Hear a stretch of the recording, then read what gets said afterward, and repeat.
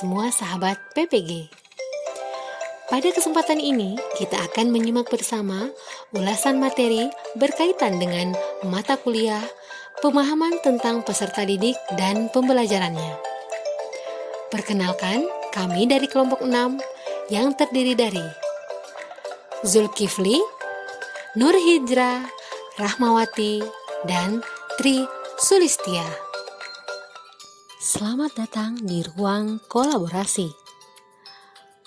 Pada bagian ini, kita diminta untuk membacakan kasus-kasus yang ada, memberikan komentar, serta memberikan solusi dari permasalahan yang ada. Kasus 1. Bayangkan jika Anda adalah seorang guru matematika di kelas 7. Saat ini, Anda hendak menyampaikan materi mengenai matematika sosial, yakni mencari nilai rata-rata. Untuk memudahkan peserta didik dalam memahami pembelajaran, Anda mencoba untuk membuat urutan atau langkah-langkah yang perlu diikuti oleh peserta didik agar dapat mencari nilai rata-rata pada sebuah soal. Anda meminta kepada peserta didik untuk mengerjakan soal yang Anda berikan. Hasilnya, peserta didik mampu mengerjakan dengan benar sesuai dengan langkah yang telah Anda siapkan. Beberapa saat kemudian, Anda meminta kepada peserta didik untuk mengulangi soal yang sama tanpa melihat urutan pengerjaan soal. Dan peserta pun mampu mengerjakannya dengan benar. Selanjutnya, mari kita dengarkan pertanyaan yang ada serta solusi yang akan diberikan mengenai kasus-kasus yang ada. Pertanyaan pertama pada kasus pertama. Menurut Anda, apa yang membuat peserta didik mampu mengerjakan soal dengan baik pada percobaan kedua tanpa melihat urutan atau langkah pengerjaan soal? Pertanyaan kedua. Sebagai seorang calon guru dalam kegiatan belajar yang seperti apa metode di atas dapat diterapkan? Elaborasikan jawaban Anda dengan menyertakan teori yang berkaitan.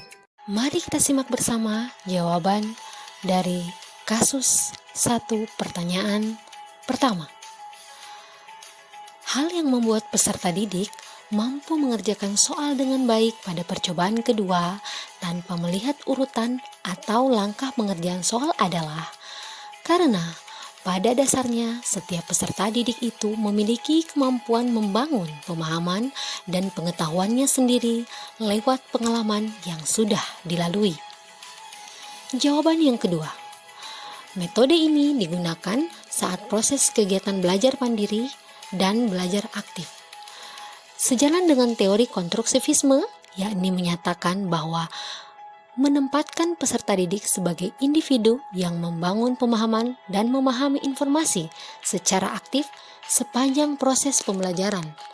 Dalam sudut pandang ilmu psikologi, konstruktivisme dikenal sebagai pendekatan yang memandang bahwa setiap individu dapat membangun pemahaman serta pengetahuan mereka sendiri melalui berbagai pengalaman yang telah dimilikinya. Kasus 2. Rina adalah seorang guru di kelas 1 SD.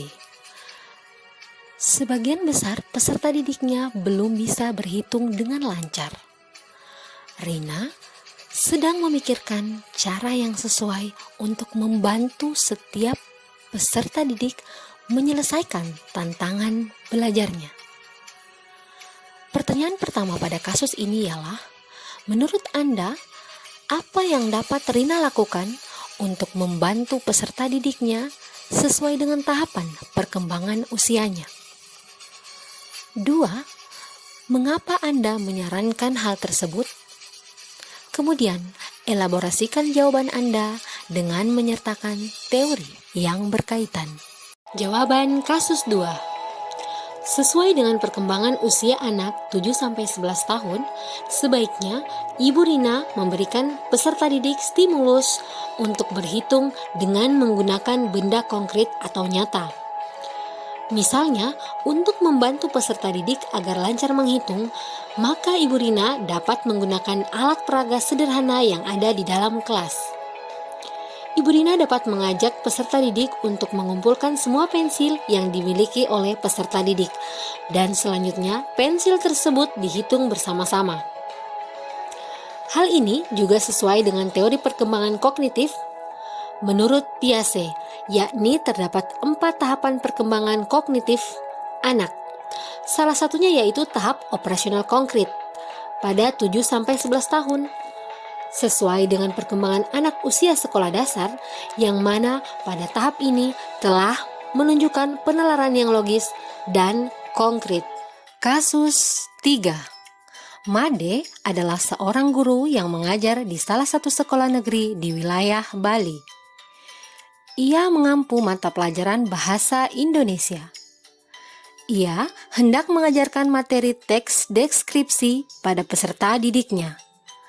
Pada buku cetak yang menjadi panduannya saat mengajar, terdapat beberapa contoh teks deskripsi menceritakan tentang bangunan-bangunan pencakar langit yang ada di ibu kota. Dengan memperhatikan latar belakang setiap peserta didiknya, Made pun mencoba untuk memberikan contoh yang berbeda. Ia memberikan contoh teks deskripsi tentang pantai dan makanan khas di Bali. Pertanyaan pada kasus 3. Menurut Anda, apakah pertimbangan dan keputusan Made sudah sesuai? Mengapa demikian? Pertanyaan kedua, prinsip apa yang Made gunakan dalam kasus tersebut? Elaborasi jawaban Anda dengan menyertakan teori yang berkaitan. Pertimbangan dan keputusan Made sudah sesuai, sebab dalam mendeskripsikan satu hal memerlukan pengalaman yang nyata.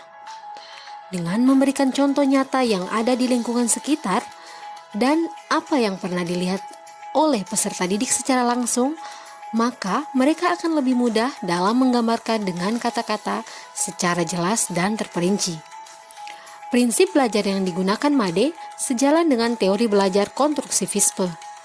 Karena menurut teori ini, pengetahuan akan lebih berkembang jika berinteraksi dengan lingkungan sosial budaya. Jadi, Made menerapkan teori ini di mana dia berpandangan jika diambil contoh terdekat dari lingkungan sosial budayanya, peserta didik akan lebih mudah dan lebih memahami materi teks deskripsi tersebut. Demikianlah ulasan dari kelompok kami mengenai kasus-kasus yang ada dalam rangkaian proses pembelajaran. Kami menerima masukan, kritikan, dan saran apabila terdapat kekeliruan atas apa yang telah kami tampilkan. Semoga bermanfaat. Salam sehat dan bahagia untuk semua sahabat PPG.